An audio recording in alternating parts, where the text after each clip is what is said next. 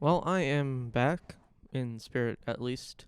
2022 was the first year I really consistently paid attention to movies. I've always paid some amount of attention, sure, but in the past few years, I only really watched the stuff I really wanted to see. I still mostly avoided stuff I knew I wasn't going to like, but I watched an absolute ton of movies, 118 to be exact, and, well, I feel the need to talk about them because if I don't, I'm going to combust, and I don't want to put that mess on my family to clean up. I've done this all for you people. So while you're here, smash that like button and destroy that subscribe button. Why am I the way that I am? Just to get this out of the way, there are two movies I did not get to this year, but I wanted to. Those being Inuo and EO. But those are like the only movies that came out this past year that like I really feel bad about missing. And I tried to watch pretty much everything I thought I would like. So I hope that's okay. This list is going to trend slightly towards horror.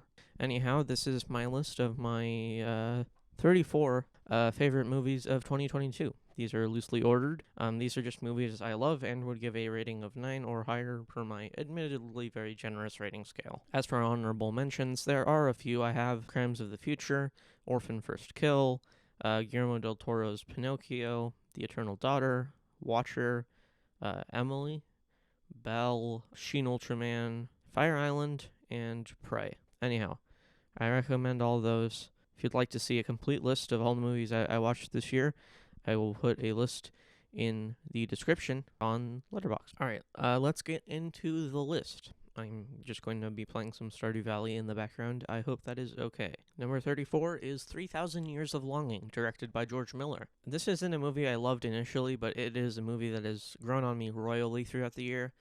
To where I did feel like I deserved a spot on the list, even if it isn't maybe going in my personal canon or anything. I did really love a lot of the art direction, and obviously Tilda Swinton is one of my favorite just actors in general. Over time, a lot of how this movie tells its story has really grown on me.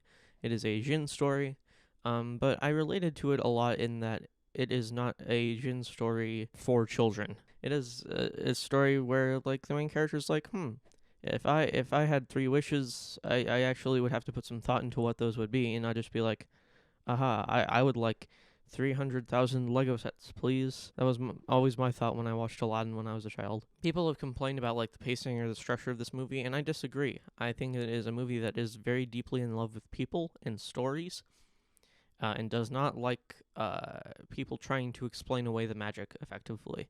And that is kind of awesome, and I think it makes it kind of a monolithic experience. Has a real fable quality to it. And, I am sad that this movie kind of flopped at the box office because, visually it is one of my favorite movies of the year. Idris Elba is a beautiful boy. I love adult fairy tales, but oftentimes they feel like very needlessly edgy updates of ostensibly kids material. But I feel like this is like a good example of an adult fairy tale that is actually for adults and not just for edgy 12-year-olds. It's emotionally mature in a way I highly respect. Number 33 is Jackass Forever. I love Jackass. I can't be too critical of this franchise, especially since seeing this. This is the first Jackass movie I've been able to see on the big screen, and it was one of the best experiences I had in a theater all year. It was just so much fun. If you had the chance to see this in a theater and you didn't take it, you missed out. Watching Jackass movies with your friends,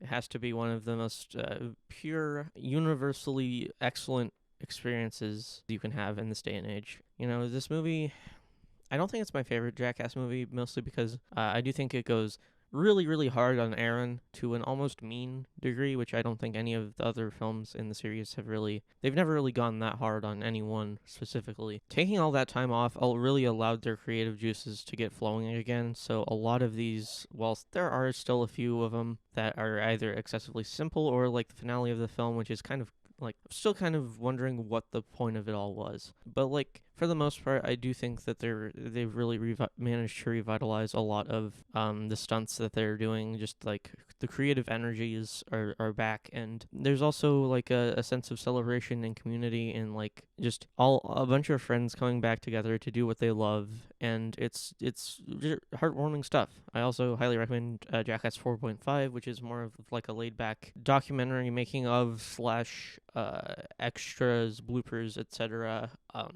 from Jackass Forever. This was just a wonderful capstone to one of the greatest series about just the sheer resilience of the human body. Number 32 is The Fallout. This is a movie about a school shooting, but instead of it being like an elephant type deal where it's not actually about the school shooting, The Fallout is a movie about how scary it is to live in my generation, because it is a generation that is so riddled with violence and paranoia because of that violence. It's arguably not as heavy-handed as that sounds. There are like funnier moments, but at the same time, that sort of stomach churning, like, when will this end? Absolutely exhausted energy. Like, the sheer state of the world is really like, I don't know. I felt it, and I felt it in my soul, you know? The ending is one of my favorites of the year because it is just, it's brutal. I really like Jenna Ortega in this movie. I like that it really focuses on the relationship between her and her little sister, which is like an underexplored dynamic in movies. So I appreciate that. I love how unabashedly like messy and emotionally like honest it is. It felt like one of the few movies this year that actually kind of accurately captured what it's like to be in my generation. There is some writing I'm not huge on. Mostly the main character says LOL, like out loud. So long as you know what you're getting into, I would highly recommend this. Number 31 is Hunk for Jesus Save Your Soul. This is a really fascinating religious satire. I don't think it's based on true events, but it may as well be. This is a mockumentary about a pastor and his wife trying to make a comeback following the pastor having sexual misconduct allegations levied at him.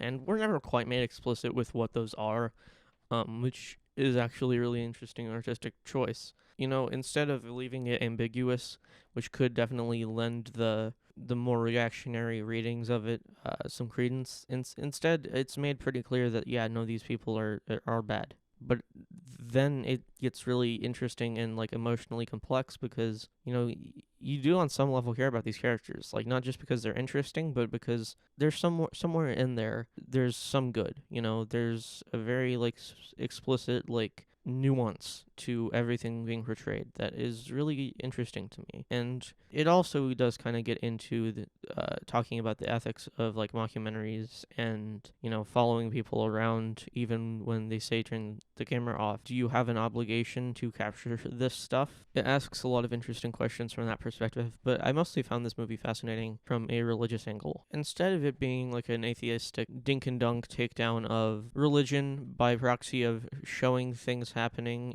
and going, look how silly they are for believing in God. Wow, aren't they stupid? Instead of that, it never once questions their religion or whether like God like exists or not, but instead draws a parallel between God and humanity and the pastor and his wife, kind of like its own little biblical parable in that sense. The wife sacrificing everything and doing like everything she can to satisfy her husband, who just doesn't care and doesn't do anything with that, and then takes credit for it. And you know, it's a movie about cycles of abuse in religious circles, which, as someone who grew up in the church, I can pretty heavily relate to. But also, I find just Regina King and Sterling K. Brown are two of our finest actors working today, and this is one of the best examples of their talents you can possibly find. They're both pretty much flawless, like just embodiments of their characters, and every scene in this movie is just a more vivid sketching out of different aspects of their characters. It's not the most plot-driven thing. It is essentially a bunch of scenes that are strung together, like following the characters, but the characters are so interesting and there is enough plot going on there to make them just reacting to tiny things. Like it reveals a whole different side of their characters, to where by the end, I don't know, I'm just filled with so many emotions and conflicting thoughts on the characters that, like, I don't know, I felt like my brain was gonna burst. This is not going to be a movie for everybody, but I do think it has some of the most powerful scenes of the year, especially, like, the last 20 minutes or so of this movie, I think are just incredible. And it's also pretty funny, so, you know, if this sounds like your thing, I would highly recommend it. Number 30 is Hit the Road. This is a movie directed by Panna Panahi. I think I said that right.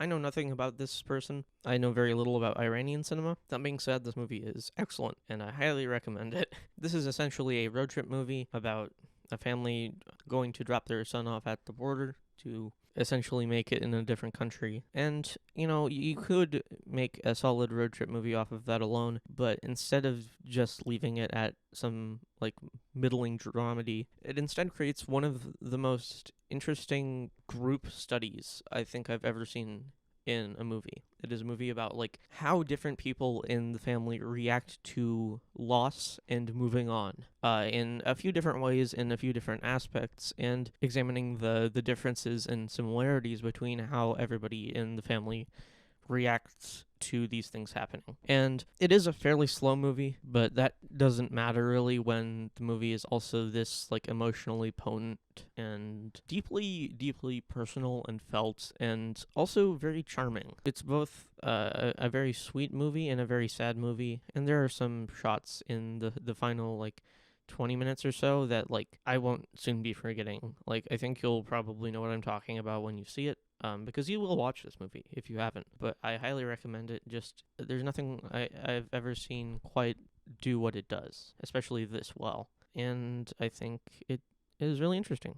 Content warning for dog death, though, that does happen. Number 29 is Vengeance. This is the directorial debut of Ryan from The Office, aka BJ Novak. And, you're really going to want to stick with this one because the opening scene is BJ Novak and John Mayer talking about sex in some sort of New York high-rise party, which sounds like the worst thing in the world, and that's because it kind of is. But then the actual movie starts, and it becomes kind of increasingly this self-criticism of a specific type of guy. While this movie initially sets itself up as, like, this, a New York hippie goes to Texas and learns how America really runs. But as the film goes on, it reveals itself to be, like, one of the more nuanced and smart films I've seen all year, to where this was, like, a top 10 movie for a lot of the year. And obviously it's not now, mostly because part of it just being that some of the comedic aspects grew off me a little bit.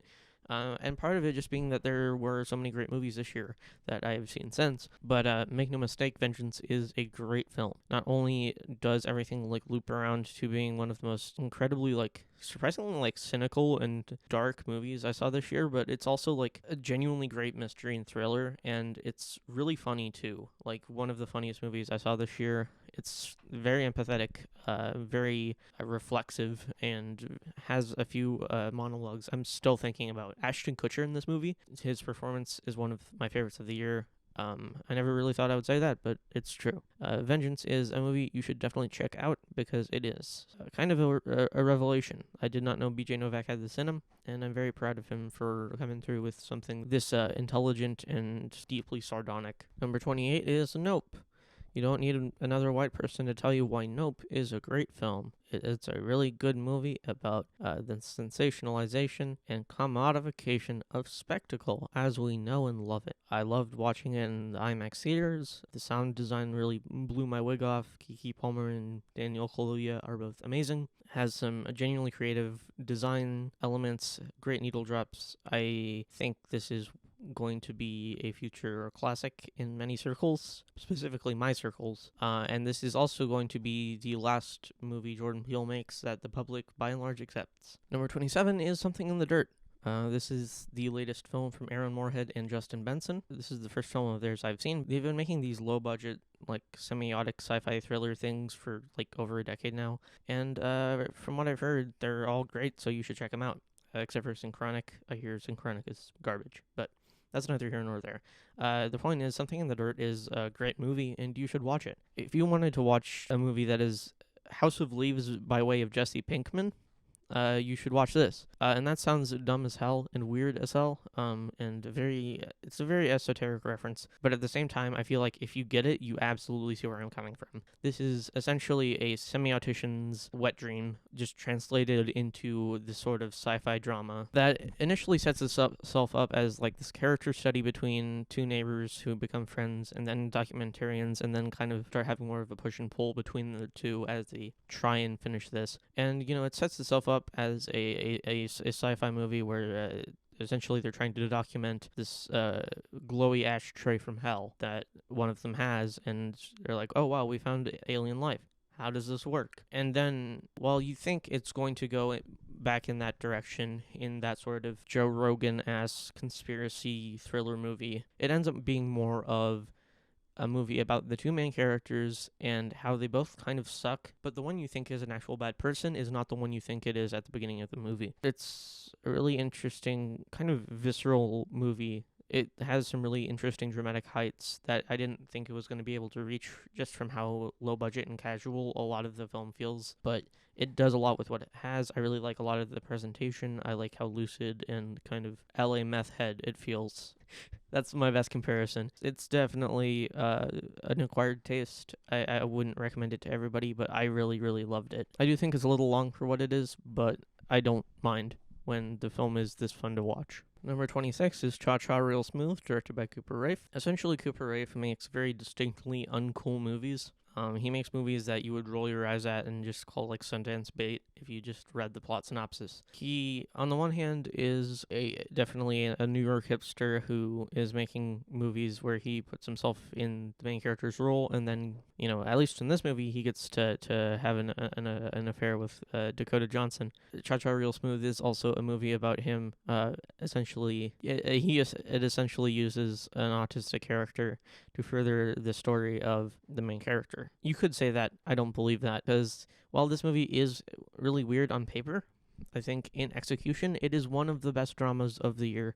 It is also just a really charming comedy. It made me cry happy tears, it made me cry sad tears, it made me cry it's complicated tears. It has very many different aspects to it that could have been fumbled really hard if it was made by anyone who was not as affable and likable and smart as Cooper Raiff, and also as critical. This may be a movie where Cooper Raiff writes himself falling in love with an older woman and, you know, mentoring her autistic daughter.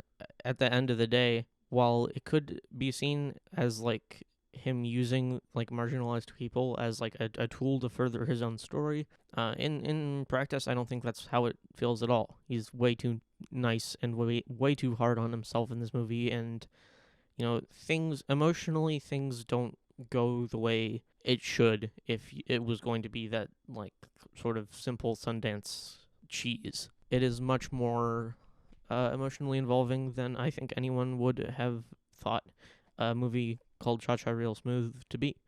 And I think some people are going to hate this regardless, but I think for a certain type of person, this is going to definitely hit home because it is nowhere near as corporate or problematic as it might be on the surface. Number 25 is one of the international sensations of this year, SS Rajamouli's RRR. I was a little late to the party on seeing this one, but having seen it, I can absolutely confirm it is one of the great movies of the year. It's definitely one that's going to be remembered for many years to come, not just for Indian cinema, but just in general. This is one of the best blockbusters. You know a movie is good when it can essentially transcend a cultural barrier that hadn't really previously been broken. Like, not much Bollywood crosses over into even the U.S., especially not for being like critically acclaimed. And I am like very proud of the boys making RRR, because they've managed to make a movie as like adamantly silly and earnest as this one, and also have it be a huge critical success. And yeah, I love this movie. I love how in love with other people it is, and how like just it is the most movie ever made. It is such a like giant rousing crowd pleaser. Everybody, like everything is at like 100% here, and it's charming. It has like really like deeply guttural lows and really like soaring highs, and you know it's great at everything it wants to do. And the villain is the freaking British Empire, which is just, you know, it's kind of rad to see a movie do that. It is a rousing anti-colonialist masterpiece. I understand that apparently there are some political connotations in it that lend it more to some sort of Hindu ultranationalism. I don't know enough about Indian politics to really get into this, so I'm going to leave it at that. Essentially, if this movie is like super problematic in Indian culture, at least for the marginalized, my bad. I merely think it's a good action movie, and it made me smile. Number 24 is Michael Bay's latest banger, Ambulance. Yeah, believe it or not, this is not Michael Bay's first good movie or whatever. This is one of his best movies, though. Pain and Gain is still my favorite. That movie is so out there. There's something special about Pain and Gain, I'll put it that way. But Ambulance is his best like true blue action movie since probably Dark of the Moon. just in terms of choreography. In terms of emotions, though, this is maybe his first like genuinely sincere movie since like maybe Armageddon, just in the emotions of the characters. I don't know. It's such a nice evolution to see a movie where Michael Bay is finally like ready and accepting of humanity and is like, okay, maybe misanthropy is kind of bad and I shouldn't be indulging in it the way I have been. Maybe humanity is beautiful after all. And I was like, hell yeah. But also, this is just like nonstop, incredible action sequences. Michael Bay knows how to utilize digital technology well. The drone shots in here are insane. He uses his budget better than pretty much any filmmaker out there right now. And I'm happy to see him back in the critical limelight because, he has like one of the most distinctive aesthetics in any like director's like oeuvre. Like you can absolutely tell a Michael Bay movie when you see one. While people might be hating on his movies, they're his movies, and I admire him for that. And so I'll be with you till the end, Michael. Just know that this is one of your best joints in a minute, and you should probably keep working with Jake Gyllenhaal to make more weird, unhinged movies like this. Because it's great. Number 23 is Park Chan-wook's new film, Decision to Leave. This is obviously not as good as Park's last movie, The Handmaiden, but that is also because that is his best movie and like a top 5 movie in general, for me at least. That movie blows my mind every time I watch it, but essentially Decision to Leave is a very good follow-up to that. I think this is honestly one of his better movies, and I'm a huge fan of Park's. This is more of the Hitchcock worship kind of romantic thriller. It's a movie I never would have thought Park Chan-wook would like explicitly make. He always seemed like to skirt around it, but now that he's actually making one, like, it makes perfect sense, and he's really good at it. Park Chan-wook is another director who knows how to utilize digital technology, especially in the editing, which is some of my favorite of the year. The movie is, like, sleek and really, really beautiful, even though a lot of what it's capturing is nothing especially like striking visually. You can really make anything emotionally involving if you're a good director. And Park Chan-wook, this is essentially one giant flex because the main character in this movie is a piece of shit and a cop, and I do not like him. That being said, this movie is also fascinating and enthralling and alluring and has some of the best shots of the year and has an ending I will not forget, like, as long as I live. It is a long sit, but I think it's absolutely worth it, especially if you like his other work. The feelings it made me feel, I won't soon be forgetting. They're still like tucked away in my heart because like this is one of the more emotionally complex films I think I've seen like ever. So yeah, check it out. Number 22 is the new James Gray film, Armageddon Time. If you don't know who James Gray is, you probably do. You just haven't seen or don't remember that a lot of the movies he's made were his. That being said, if you actually watch them, he does have like a surprisingly distinct style.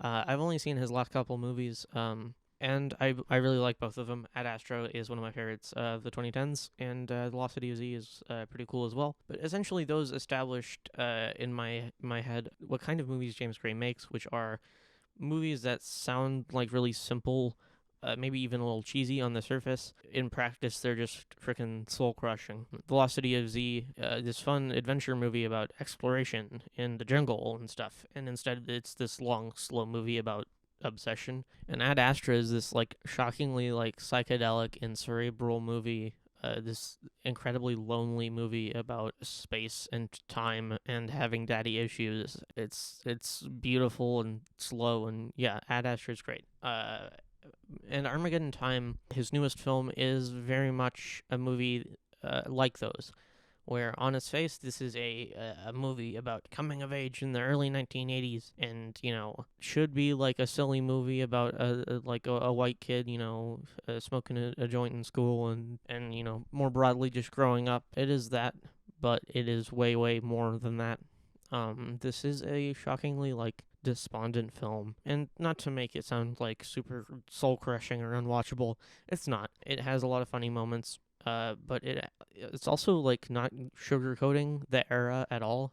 Like, I hate a lot of this 80s nostalgia wave because, as this movie points out, the 80s were an awful time if you were any sort of minority. Even if you think you're like really high up in the world in terms of class position, that you will still be discriminated against on the basis of your race, of your religion. It's a really interesting like movie about learning how soul crushing and horrible capitalism is, as a child, and essentially being taught that, not only is life unfair, but that that's just the way things are, and there's not a ton we can do to change that. And the film doesn't necessarily agree with that. It's more of a movie about learning about things when you're a kid, and how your perception of the world as an adult has been shaped by what propagandists told you when you were a child. And it's a really sad movie that is not afraid to delve into a lot of racial lines, and even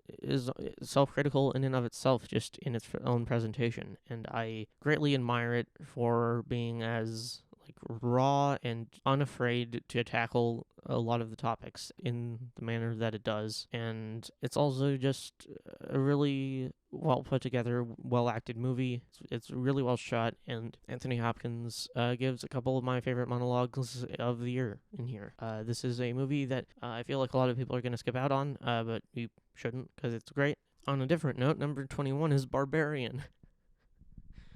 Okay, look, I know this movie is not going to be for everyone, but at the same time, this was one of the most fun theater experiences of the year for me. This movie is a lot of fun. It is so eager to just freaking get you. It is bonkers and disturbing, but also really funny and well made, and it has so many tricks up its sleeve that I don't want to spoil anything, but I deeply admire it, how much it doesn't want you to think you're ahead of it, how much it invites you to kind of enjoy the ride, which is just a great middle finger to how people watch horror movies in our day and age, trying to predict what happens or else critique it before stuff can actually happen, not allowing themselves to really be invested, but instead try and cushion themselves from actually being scared. And Barbarian doesn't let you do that. It's no, you have to go at our pace, no matter how stomach churning that might be.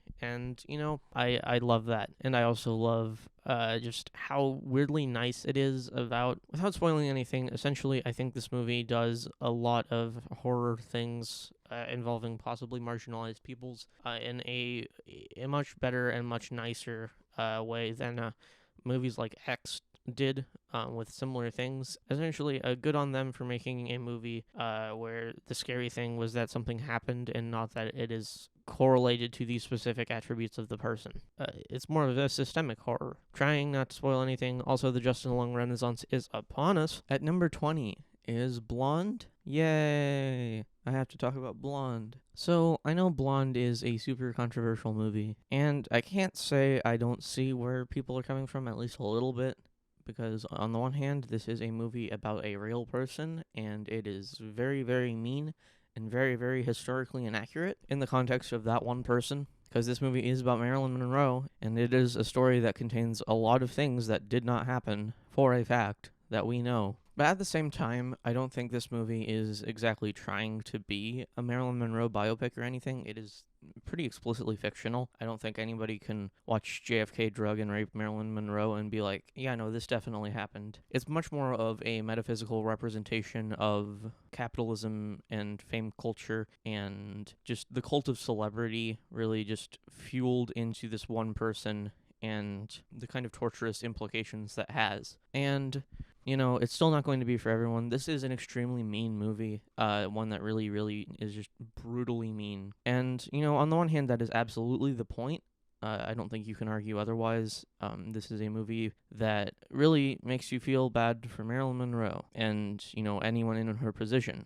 And I think that is a good thing. I think we should have empathy for Marilyn Monroe. But at the same time, I get why this would, A, be a lot for some people to watch, and B, why some people would think this movie is a little misogynistic, even though I don't think it is. I think it's very empathetic. I just think it is also a movie about the objectification of women, which happens to indulge in a lot of that objectification, even if it is for the purpose of horror storytelling, and essentially showing you the dehumanization of someone through this lens. It is a movie that really wants you to be critical of it, and it is a movie based on a text that really wants you to be critical of it. And, Both of them are flawed, but I still think as a sensory experience, Blonde is one of the best things I saw this year. Anna de Armas is incredible. This has some of the best cinematography I saw all year. Some of these shots will never leave my brain. It is long and hard to watch, and it is great because of that. It is an absolute claustrophobic nightmare. I really didn't enjoy it, but I also think as a cinematic achievement, this has to be one of the best movies of the year, as well as one of my favorite horror movies that has come out in some time. Also, this has probably my favorite score of the year by Nick Cave and Warren Ellis. Number 19 is Knitram. This is the newest Justin Kurzel film. He's known for making really nihilistic movies, and this one is no exception. This movie is about essentially a mentally ill kid and his growing disdain and unhappiness with the world around him that ends up in a mass shooting. This is a true story, and like all great political cinema, it makes sure at the end to look you straight in the eyes and tell you, okay, this is what you need to take away from this movie. I don't want anyone misconstruing this. It cribs that note from Spike Lee, who is the greatest political filmmaker of our time, I think. And while it is less concerned with racial issues, it is more concerned with mental health issues, which, if that's not something I can relate to, I don't know what is. This is a movie that is extremely nuanced, essentially showing this person who is mentally ill but not really dangerous until he's provided with money and access to weaponry as freely as he is. It's definitely a movie about how systemic factors and family life can definitely help accentuate a lot of these cases, even when, by themselves, these are just normal people trying to live their lives. And it never, equivocates or makes excuses for the main character's behavior, especially at the end. It is clear that the main character needs help from greater sources than the people he's hanging out with. But at the same time, it's very clear that that's not exactly something the world is going to give to him. And that's a core flaw in capitalism. This is a film from Oceania, and, the fact that it's able to translate its gun control message as well as it does to America is quite scary. I'm not a huge fan of that, mostly because of how it makes me feel. Makes me feel worried and not the best about the state of American society. But it's absolutely a movie worth watching, even if it is harrowing. It is very bleak, but it is also very well shot and very interesting. Number 18 is Deadstream.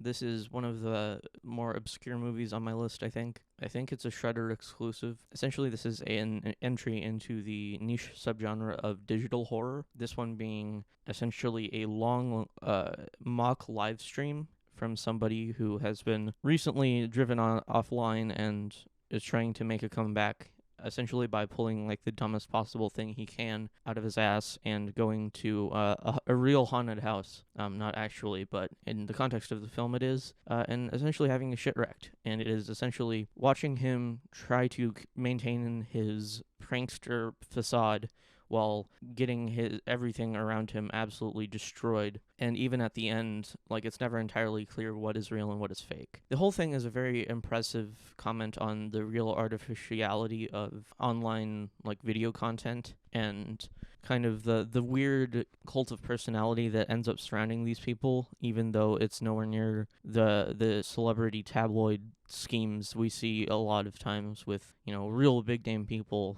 I think the internet has made its own little farm out of commodifying these people and their mistakes, making profit off of them, making bank off of the controversy. It is a great critique, however subtly, of capitalism and cycles of consumption, but it does masquerade itself as this very weird, offbeat, kind of hilarious live stream of essentially just a prank bro getting his shit destroyed by an actual haunted house. And it's a great movie about the exploitation of true crime as an industry, as a genre. The main character is so absurdly well acted and spot on with all of his mannerisms and specific tics. The amount of horrible YouTube video content this man had to have watched to prepare this character is, I mean, I hope this man is mentally okay, because I could not sit through all of that. In spite of all this, it does still remain like a genuinely like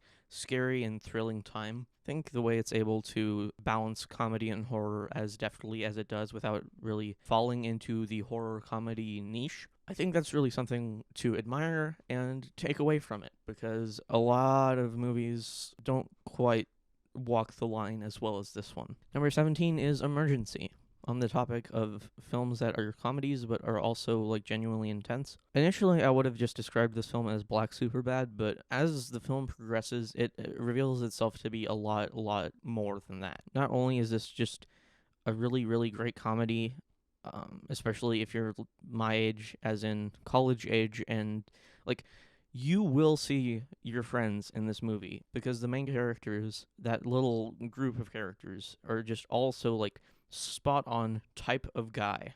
Like, I know these people in my life, and I can pinpoint them in this movie, and they're just so well realized and also so funny and well acted, and just, I don't know, I love spending time with them. And then the film also goes places to where it is pretty much a thriller by the end. This is a great like solidification of an idea I've had for a long time now, where there's a specific type of comedy that ends up being more of a thriller than anything. Movies that end up making you anxious more than anything, because of just, this movie is absolutely about a misunderstanding that is taken to pretty intense extremes, but at the same time it uses that as kind of a jumping off point to talk about how oftentimes in specific situations, misunderstandings, those are all well and good, but if you are black, if someone gets the cops involved, you are probably fucked. It is very in your face about, confronting that reality. And it is a scary movie, definitely. Like, it is a movie that, for all its funny moments and succinct, incisive capturings of college life, like, I do absolutely think this movie has a more pointed message than a lot of comedies do. I say it's Black Superbad, but only in the context that the main characters, instead of like in Superbad, where the characters kind of befriend cops and learn that, oh, maybe these guys aren't so bad, they just want to live it up a little bit. Now, in this movie, the cops are explicitly evil and they are trying to avoid them, and that is a much better artistic choice, because it's much better at confronting reality. And that reality is that cops are not your friends. They are not here to protect you. They are here to subjugate you. And that reality is increased tenfold if you're any sort of minority, but especially if you're a black man. And it really doesn't let you forget that. And I admire that greatly, because I feel like a lot of movies would just try to insert some artificial nuance that actually, isn't there. Like, oh, not all police officers are this way, like 3 billboards type shit that just I don't agree with. It is very much a movie about systemic issues impeding someone's attempts, however confusing, to make things right. And, in spite of all of this, that could be very heavy-handed, it's still a funny movie. Like, I think they walk that tightrope effortlessly, and I'm like super excited to see what Carey Williams does from here, because this was like one of my favorite surprises of the year. I was not expecting this movie to be as both funny and incisive and incredibly intense as it was. So yeah, I highly recommend it.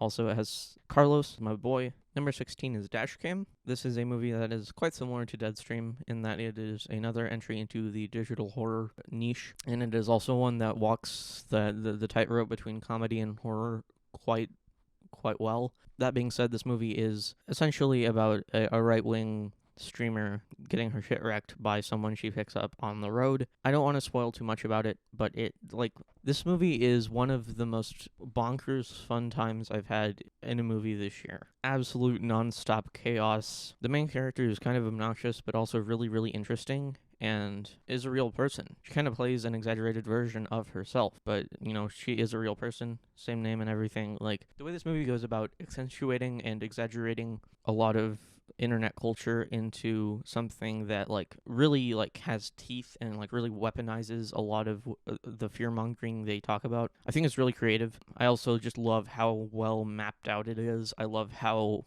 it hits a point where it just does not stop moving from location to location to location. It uses every single one of its, what you would think would be barriers in its form, to its advantage. it knows full well that it is a movie bound by the restrictions of a dash cam, of a live stream, and it uses that effortlessly. And it's also not too afraid to break that form if need be, and that's good. I like movies that embrace artificiality and kind of show you kind of a behind the scenes look at, what's actually matters in the story this way. And yeah, you could definitely make the reading that this movie is problematic or whatever. I don't think it is. I think the main character is a piece of shit and the person who plays her is a piece of shit, but I don't think that's a reason to avoid it. I just think it's a really interesting movie, and I think it's also like genuinely scary. I think the way everything builds up is really impressive, and the fact that this movie is able to make me feel like scared and like worried for someone who I just detest, I think that is a major achievement in cinema this year. So there you go. Number 15 is one of the big critical favorites of this year, Tar. This is an interesting movie about the trouble of disseminating information when it's being passed down through so many power structures. It's essentially a movie about how capitalism leads to the world's biggest game of telephone, and that ends up being really bad for the pursuit of truth in any of its forms, even if truth is something we can achieve. And it does this through this just absolutely like rollicking, earth-shattering Kate Blanchett performance, and just these intense gay relationships, and I don't know, there's just so many cutting scenes in this movie, and it's a long and slow movie. I'm not going to sugarcoat that. I don't think that's a bad thing for this movie because it's not boring at all. I think it's a fascinating character study. And I really do think it is a movie that needs that time to really get its point across in its many different forms. And to an extent, I do kind of think this is a Rorschach test of a movie. I do think a lot of people are going to watch it and go, oh, cancel culture, when that's really not anywhere near the most interesting part of the movie. It is just a really interesting movie about kind of the buildup of guilt. Essentially, the more you run from your problems, the more successful you'll get. But eventually, you're going to have to face those problems, and then the fallout will be way more severe. Also, Noemi Merlant, I'd like to take you out for dinner. Number 14 is Resurrection. I don't know where to start with this thing. This was the last movie I watched this year before making my list, and I feel like this movie has reduced me to this YouTube critic, in that, like, the only thing I can really do is point at it and go, like, what the fuck? What is this? Why? This movie pushes some emotional boundaries in me I did not know I had. And I don't think anybody would have known they had until they watched this movie. It is very creative, I will put it that way. Rebecca Hall is one of my favorite actors working today, and she's incredible in this movie. There were quite a few movies this year that captured anxiety on film, but I don't think there was a better portrayal of it by a specific actor than Rebecca Hall in this movie. She's just phenomenal. There's so much about her character that we can gauge just through her eyes. This movie's kind of almost psychosexual deconstruction of her character is really fascinating.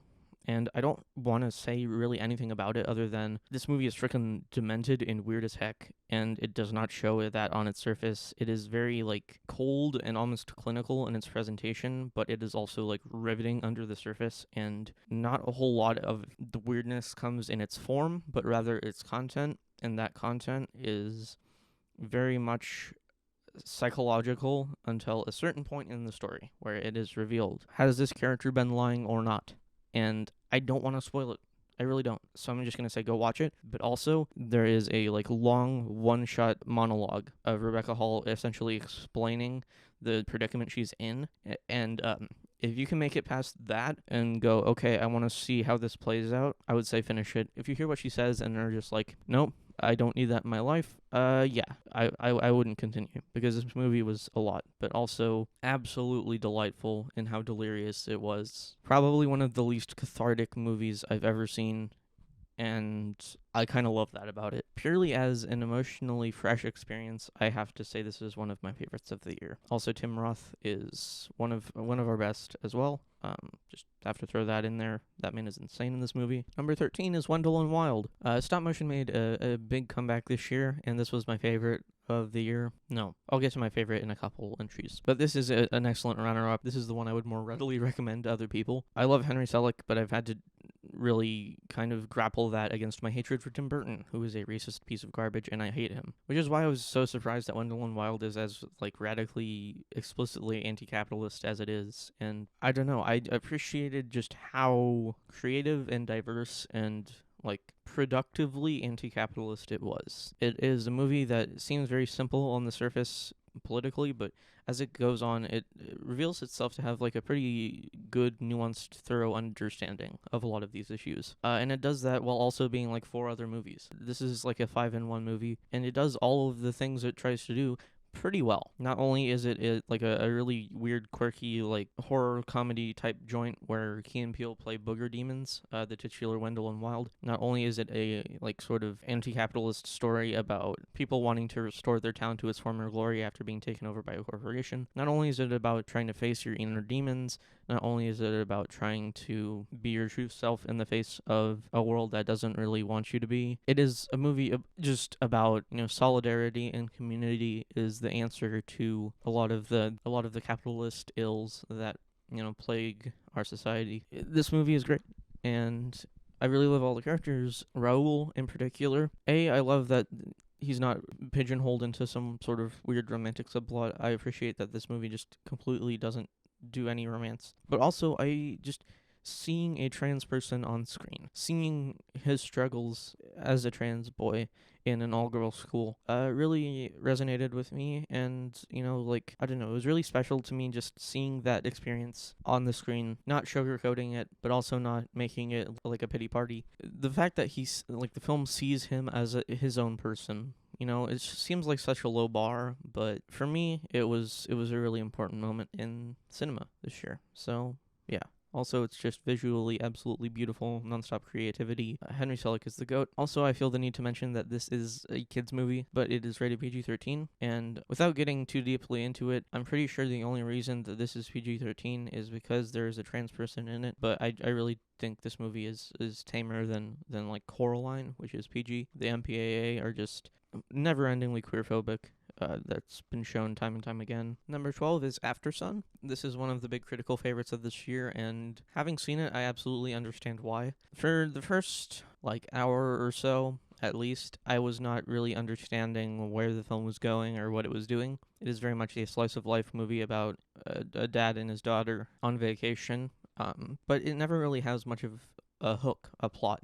It's very much a casual movie. I'm just getting to know the characters, and I was like, okay, this is comfy. I never was able to identify, the real hook. Where is this story going? How am I going to get into this?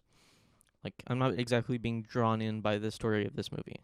And then, the last 20 minutes happens, and you realize that the entire movie has been very slowly pulling you in this entire time, and you care, a great deal about all of the characters. And it's essentially a movie about how you don't know what you've got until it's gone, and how spending time with people is important because you don't know when they're going to leave you. And also it kind of delves into this ocean breathe salty-esque kind of bitterness at people dying, the anger you feel as a child for someone leaving you, that never really goes away, even if oftentimes in these situations they don't have a choice of whether they left you or not. This has one of, if not the best needle drop of the year and Under Pressure. The final minutes of this movie, probably the quickest I've gone from just sitting there to just absolutely in shambles since, that one scene in Gore Verbinski's The Mexican. Esoteric reference, but it's what came to mind. One of the most powerful endings of the year. One of the most potent movies I've seen this year. Emotionally, kind of rocked me. I'm not gonna lie. I'm still kind of recovering from it, but I absolutely think it's a must-watch from this year, and I absolutely see why it is as beloved as it is amongst critics. Number 11 is Pleasure. This is a movie about porn that is thankfully not anti-porn or anti-sex work in any way. It is a movie about the industry and about how it kind of sucks, but not for the reasons that, conservatives might say. It is not, the porn industry is not bad because people having sex. The porn industry is bad because it is a capitalist industry, And on top of that, it is a capitalist industry with very little oversight because of how hush hush everything is. So, essentially, about an immigrant coming to LA to become a sex worker, choosing to be successful but ditching your friends, or maybe not being as successful as you dreamed of, but, having a community around you. The main character, Bella, she chooses the fame, and the film reiterates at every turn how bad that choice was, and how capitalism is kind of the dividing line between happiness and success. And also, it's a movie about consent. This is essentially a movie about how capitalism relates to consent, and so the movie essentially sets up different scenarios in which consent is given. Firstly, in a situation that is very explicitly encouraging, and then as the film goes on, it starts getting into more dubious settings, to where, there are aspects of the film that are hard to watch. It's manufacturing consent for the porn industry. It is about how consent is preferred but not required in these situations, and how porn stars are often incentivized not to speak up about these things, and porn stars are incentivized to kind of roll with the punches and suffer in silence, even when they're being raped, effectively. It's a movie about kind of the dividing line between what is kink and what is just doing the thing that is supposed to be just play. And it has one of the best third acts I've seen this year. It's a really tragic movie, and it's really hard to watch, but I do also think it is one of the most devilishly incisive movies to ever critique capitalism. It is like the full package. I'd love to do an analysis of it someday, because it is there's a lot in there, but it's also not something I can exactly put on YouTube, because people are naked for roughly 2/3 of the movie. So, but yeah, comment if that sounds interesting to you. Otherwise, yeah, pleasure. Great movie. And with that, we have reached the top 10. These are my 10 favorite movies of the year. Whoopee! Starting with number 10, Mad God. This is my favorite animated movie of the year. This is directed by Phil Tippett, who, if you don't know who Phil Tippett is, yes you do. He's worked on some of the biggest movies ever, and this was his passion project. It took him 30-something years, I think, to complete, and it's finally here, and it was worth the wait. I don't know what else to say other than this movie is just gargantuan. It is one of the most fully realized worlds in a movie I've ever seen, to also be not that long. It's not very character driven at all. It barely has a plot, really. It almost completely lacks dialogue, and that's just to accentuate the fact that it is such a visual movie. All you really need in this movie is the visual storytelling, because it is so impeccably well done. If I had to say what this movie was about, even though it doesn't really have a plot, I would say this movie is about kind of the utter insignificance of humanity and how small we are in the grand scheme of things. It's a movie effectively about ego death, not only because it is, a really trippy movie that, definitely has a lot of, more psychedelic influences, but because, it's a movie about how small and almost useless the main character is in the midst of everything in this world. It could be nihilistic in a lot of lenses. I don't see it that way. I just see it more as a movie about keeping things in perspective and kind of pushing away from having this sort of main character syndrome a lot of people do, because of capitalism breeding this individualistic thinking and perspective. But yeah, this is a great movie. Makes you feel small, makes you feel kind of bad, and I think that is why it is good. It is not going to be for everyone. It is ostensibly a wet puppet movie, but I like wet puppet movies, so what can I say? I was into it. Number 9 is The Black Phone. This is the newest horror film from Scott Derrickson, who I actually really like. Essentially, I think Scott Derrickson, for his commercial credibility, has not really been given his due. I think a lot of people still see Sinister as this kind of silly jump scare movie, and not as the sharp takedown of, true crime that it is. But The Black Phone, I think, is his best movie yet.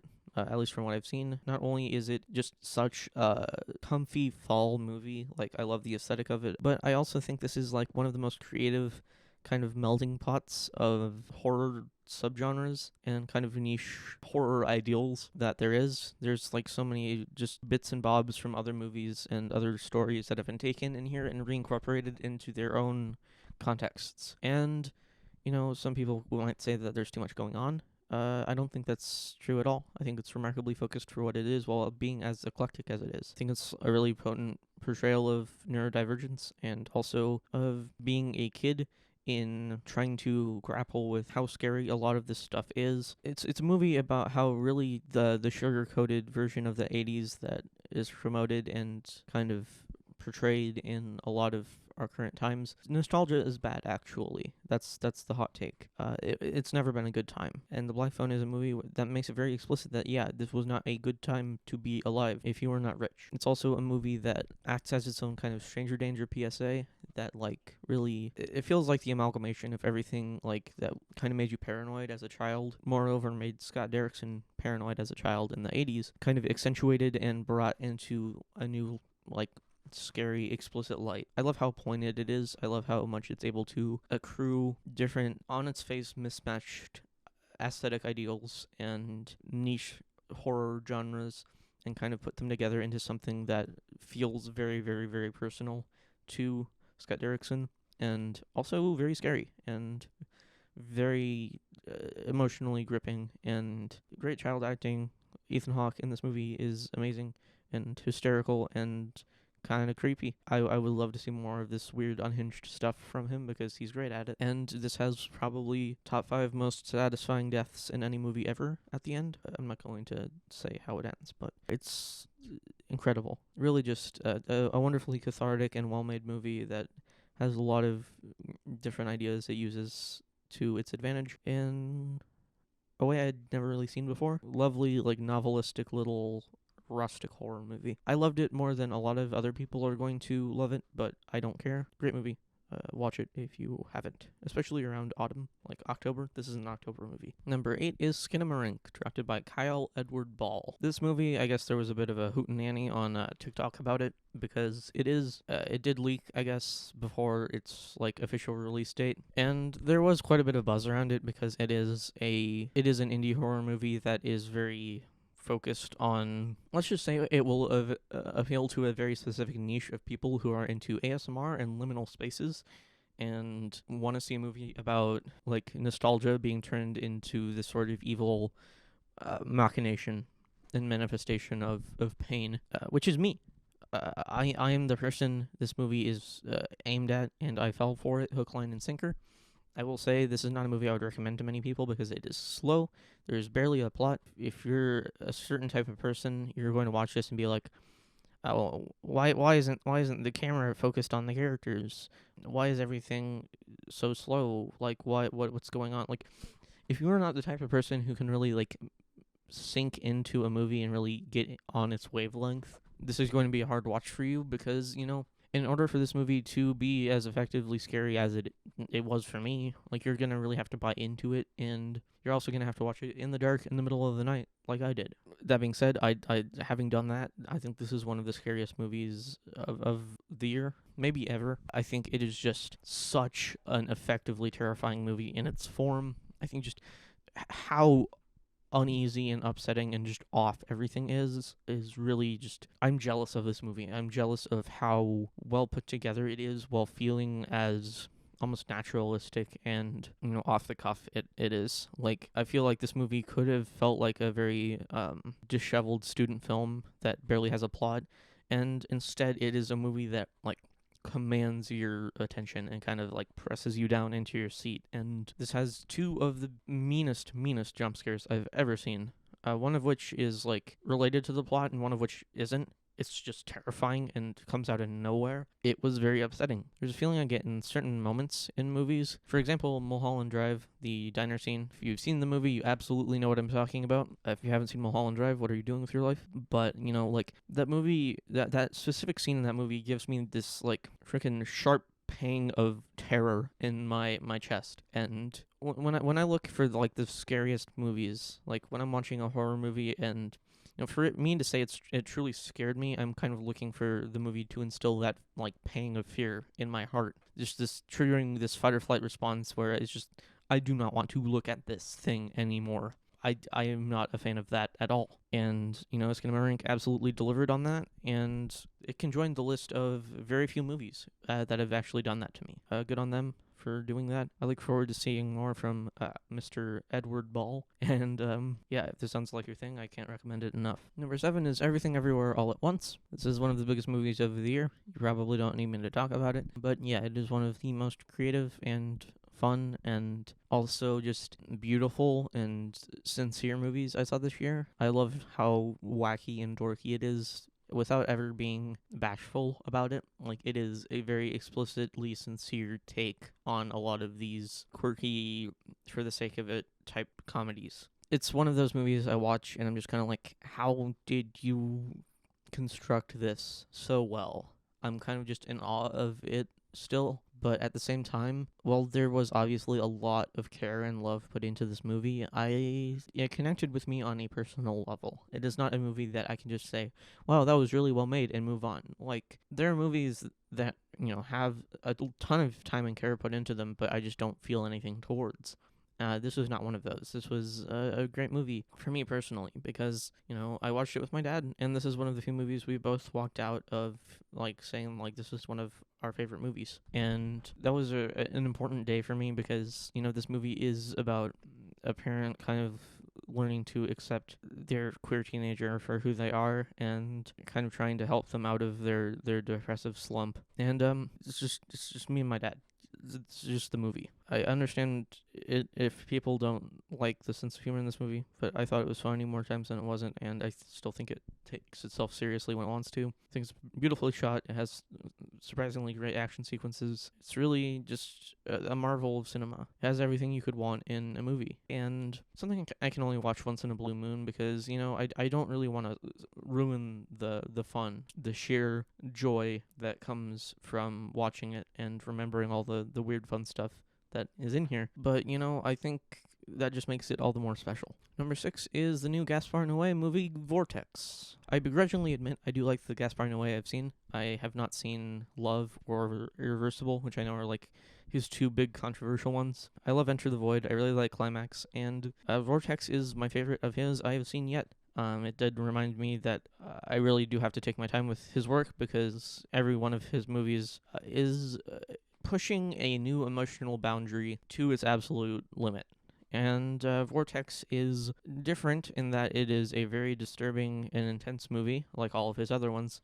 It is a movie about death and aging and loss of faculties, not through any sort of mishap or bodily invasion or transcendence via drugs or what have you. It is a movie about losing your bodily autonomy because you are old and dying. And yeah, it really got to me. Dario Argento, aka that Dario Argento, he plays the main character, and it's essentially him and his wife, and his wife has dementia, and then I guess spoiler warning, he dies, and there's this extended sequence where he is having a heart attack, and his wife is just sleeping, and yeah, that was one of the scariest scenes I've seen all year. This is a hard one for me to talk about because I really don't know how to explain just how soul crushing and brutal it is without having you watch it, but essentially it is not only very inventive in form, not only is it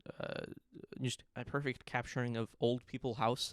I don't know how else to describe it. This house reminds me of my grandparents' house, but the last 10 minutes of it, there's like an entire movie within those final few frames, like absolutely gut-wrenching stuff. And I think it's my favorite work of his yet. If you think you can handle it, I think this is absolutely one of the best movies of the year. Freaking ripped my heart out and stomped on it, and I said thank you, Gaspar. What a great moment in cinema this is. Number 5 is Gerard Carmichael's film On the Count of Three. This was at number 3 for a while this year, but there were a couple of movies that slipped up to the top in the final months of the year. My bad, Gerard. This is still one of my favorites of the year, though. I hope that's enough. This is a movie about suicide, so I guess content warning.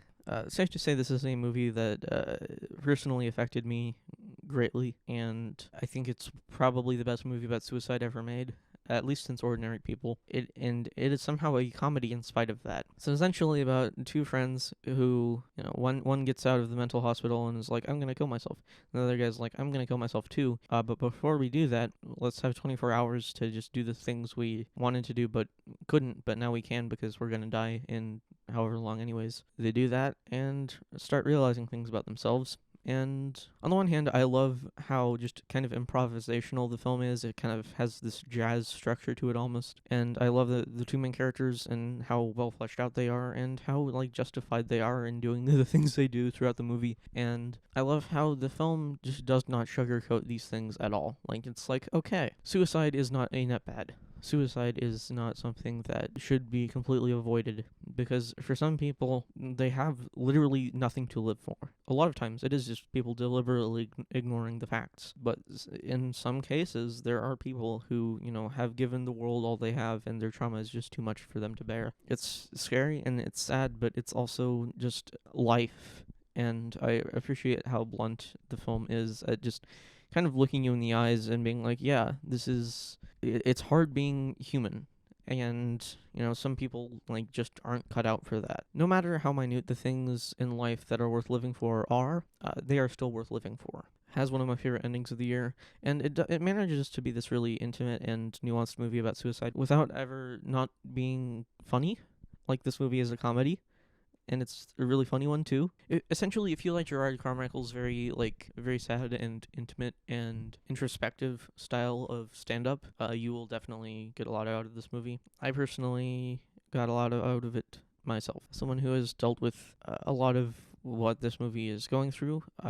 This is like the first movie I've ever seen about mental health that it was 100% on my wavelength. Like, it got me. It understood me. And feeling seen is a really nice thing, And on the topic of feeling seen, my number 4 is The Fabelmans. This is the newest Steven Spielberg movie. I'm a big Steven Spielberg fan, and this is a top 3 Spielberg joint for me. I loved this movie so much. Could have been a really trite, movie magic type movie, and it is not. It is a really, really gut-wrenching movie about Spielberg and his parents, and trying to make it while everything around you is kind of falling apart slowly but surely, and people are trying to act like it's not falling apart, but it is, and you just kind of have to grit and bear it, and your hobbies end up becoming your escape.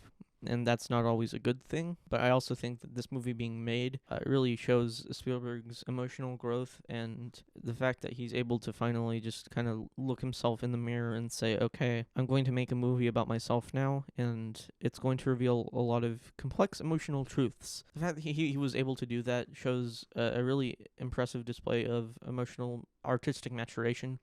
He's not just making spectacles. Not to say that his movies were ever just that, but you can definitely tell that, especially early on in his career, there was a certain element of escapism and using it as an outlet to kind of ignore a lot of the realities of his family life. And I think the fact that he's now making a movie grappling with that in its entirety is kind of goes to show how bad it messed him up. But also, I think this is just an amazing movie about filmmaking and kind of hobbies versus family, and pursuing your passion versus pursuing the people around you, essentially, like trying to find the balance between art and family, which is a question I've had to grapple with. How am I going to handle my social life if I want to devote all this time to making art, making screenplays and music and a bunch of different things? And it really resonated with me as gorgeous performances, and the scene where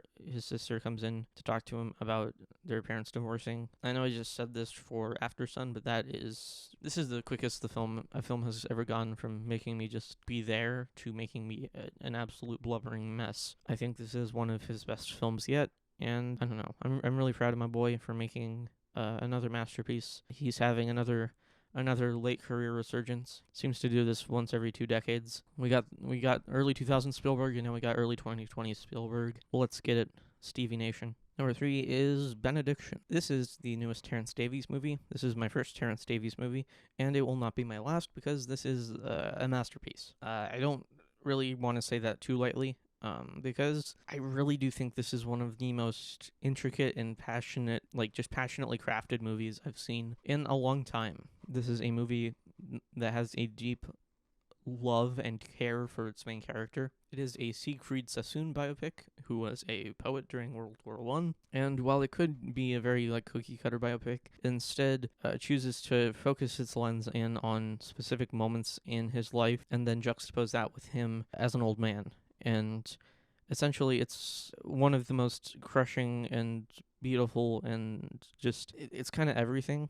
Not only is it a movie about the power of the written word and how that like words are kind of just translations of feelings, and there's power in that alone. It's not only a movie about that, but it's also a movie about aging and how we kind of inevitably become what we hate. And the scenes of Sassoon looking back and just remembering when he used to have passions and when he used to care, it's one of the most brutal feelings. There's a shot in this movie that is absolutely my favorite shot of the year.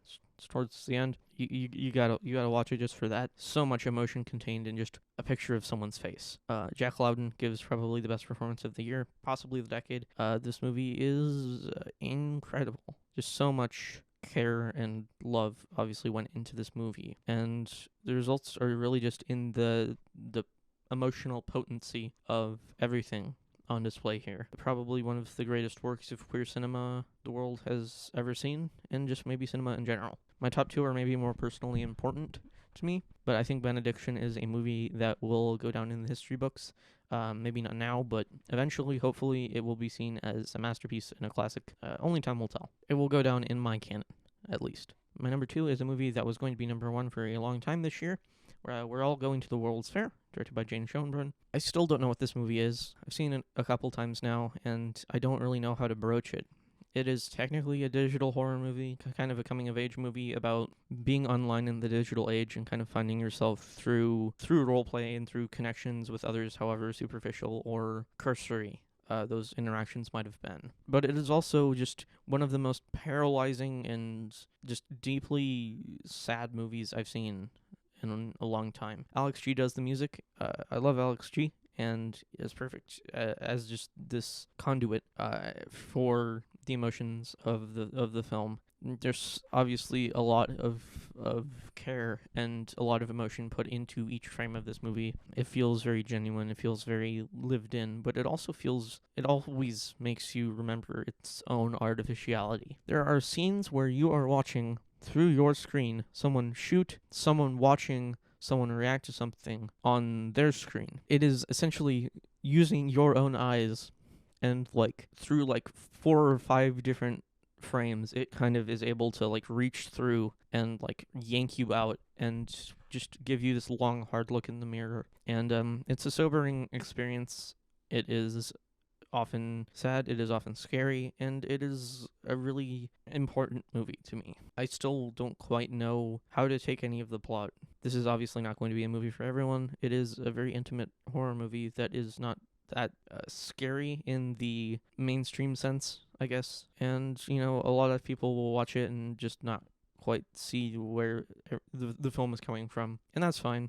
But for me, it is absolutely one of the best of the year. I cannot recommend it highly enough for a specific type of person. Which leads me to number one, my gold medal winner for the year, my favorite movie of the year, one of my favorite films of all time. If you know me, this is not going to be a surprise. If you don't know me, this is going to be a massive surprise. Terrifier 2. I like the first Terrifier a lot more than other people in my circles do, though I do get why people don't like it. But essentially every problem people have with the first one is rectified in the second one, and essentially it becomes something new entirely. And it also becomes one of the best horror movies I've ever seen in my entire life. This movie kind of knocked my socks off. Admittedly, there is some bias here because this was the first movie I ever drove myself to see. But at the same time, this would be here regardless because it is one of the most earth-shattering frickin' deconstructions of horror cinema as we know it I've ever seen. I already went into a lot of depth in my Terrifier 2 review I put up on Letterboxd, which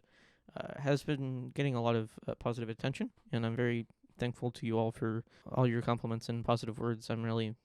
Thank you.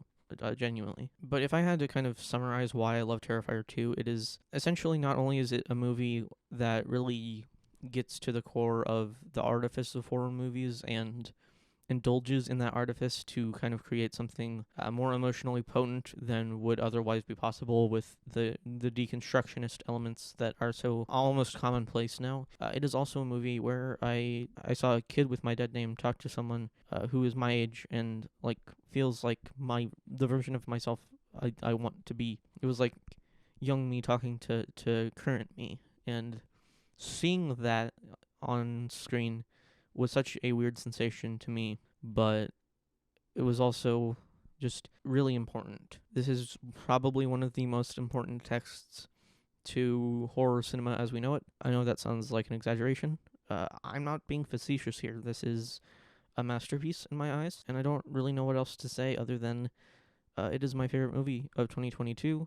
And if you have a high tolerance for gore, I cannot recommend it enough. So, yeah, that is my list of my favorite movies of 2022. Tell me what you thought of my list in the comments. I don't know what the future of the channel will be, but I wanted to get this one out. I've been planning this for a long time, so I wanted to make sure I got it done in some capacity, even if it wasn't as well put together as I might have wanted it to be. But whatever works, and I hope you could at least get something out of it, be it new recommendations or just a nice relaxing video to put on in the background while you eat lunch or do your homework or take a crap. I don't know. Point is, thank you for watching. I appreciate it, and I will see you when I see you.